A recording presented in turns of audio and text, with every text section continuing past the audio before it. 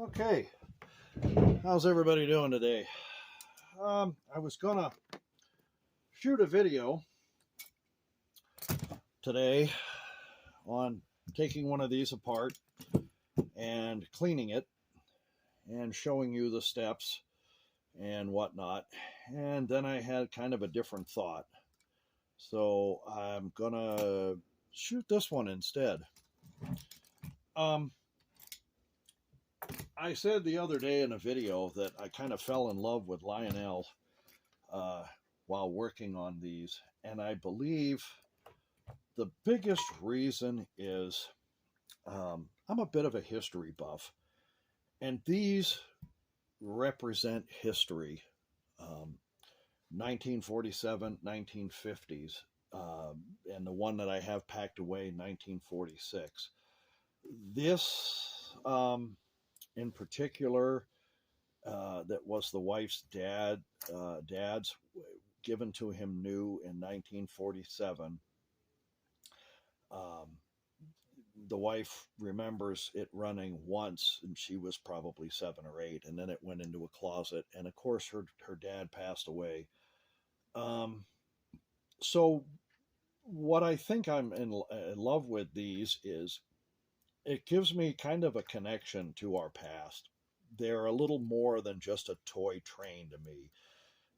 By cleaning this up, it gave me great joy to know that I was bringing something back to life that had once belonged to the father of somebody I care about very much. Um, and she has seen it run, and eventually there will be a video when the water slide decals are on the tender and whatnot. We will be shooting a video of it running around an oval track for the family, so the family can see that now this works. But these give us, they're a little more than just a toy train. In the 1940s and 50s, um, these were almost pretty much every young boy and probably a lot of young girls wanted one of these.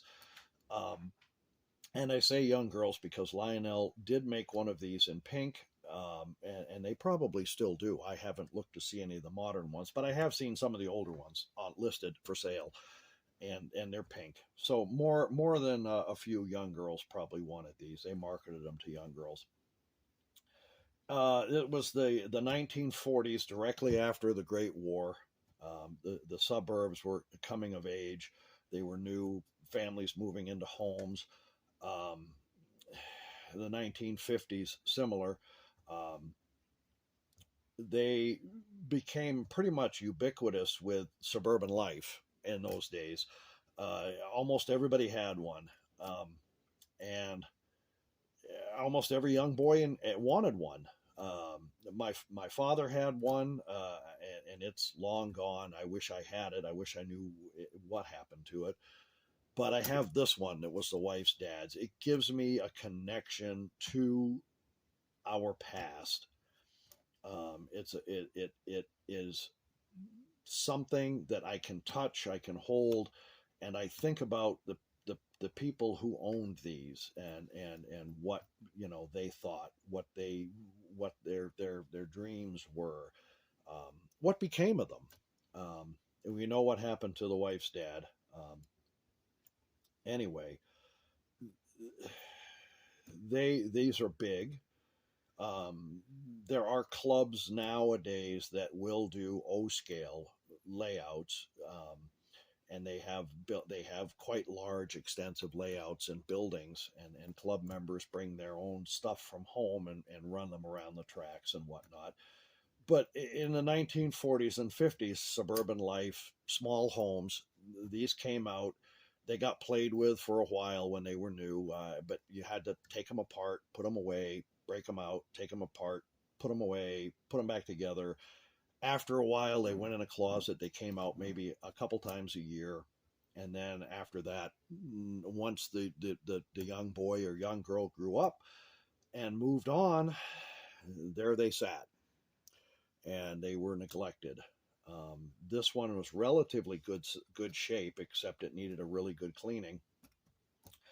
And again, when the wife's dad passed away, this went into a closet. Her mother stuck it in a closet, and there it sat. Um, the wife knew I loved trains and brought it with her, and I got it, and then I recently got it running, and it gives me great joy to make these run. That's the biggest thing, is this is part of our history, and I feel a deeper connection with these. Um, these were a barn find or an attic find. They were found when people moved into their new home, and here these were in the attic. The person who owned them probably moved on with life and decided they weren't worth his time or her time, and they're big and they're bulky and they didn't run right. So why they're moved on. They're or it could have been the grandchildren of somebody, and they didn't want anything to do with them. So I wonder, their history. They are a connection with our past, um, and I feel connected to them, and I feel a love for them that I don't with HO. And again, I say these are big and they're bulky, and they are to set up a layout. Here is a water tower. You see the size of that. The houses, industry, whatever you want to set up for an actual layout takes up a lot of room, not to mention the fact that just putting the track and the trains together takes up a lot of room. When model railroading took off, people went to HO scale. This one has been disassembled. I was looking into something else, but you can tell the size difference. It is much easier to set up something this big if you're going to have a layout in a smaller area than it is to set up one of these. Um, So people would move to these if they were sticking with model railroading, and they would put these in a closet, or they would sell them at a yard sale or at an antique store or whatever, because they are big, they are bulky, they are hard. And nowadays they're made in plastic. These are the old cast iron. The only thing plastic on these is the tender shells for these 1950s and the tender shell for the 1946. The cars are mostly plastic. The trucks and some of the undercarriages are metal, and more of the newer ones are plastic. But anyway, I digress. Um, these are heavy. They're hard to move. They you have to pack these up and move them and keep them from getting damaged. So more and more people went, if they stayed with model railroading, went to something along these lines. There's also N scale, which is smaller still, and Z scale, which you almost need a magnifying glass to use. Um, I don't feel the same connection with HO. I like the scale. That you can do a lot with it. There's a lot more out there for HO than there is for O, or S, even for that matter. I do have an American Flyer set in S.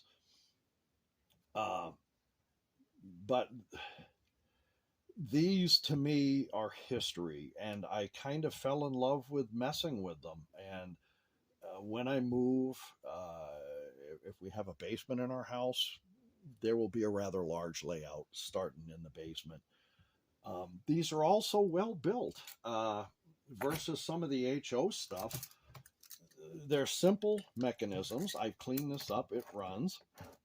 And as long as nothing corrodes or catches fire or anything, in 20, 30, 40 years, my grandsons will be playing with this. That's how rugged these are. Um, and they will wonder about me, even though they know me. I mean, I'm still here. They know me, but maybe they'll wonder about great grandfather. Maybe they'll wonder about, how he lived and what he thought when he had these.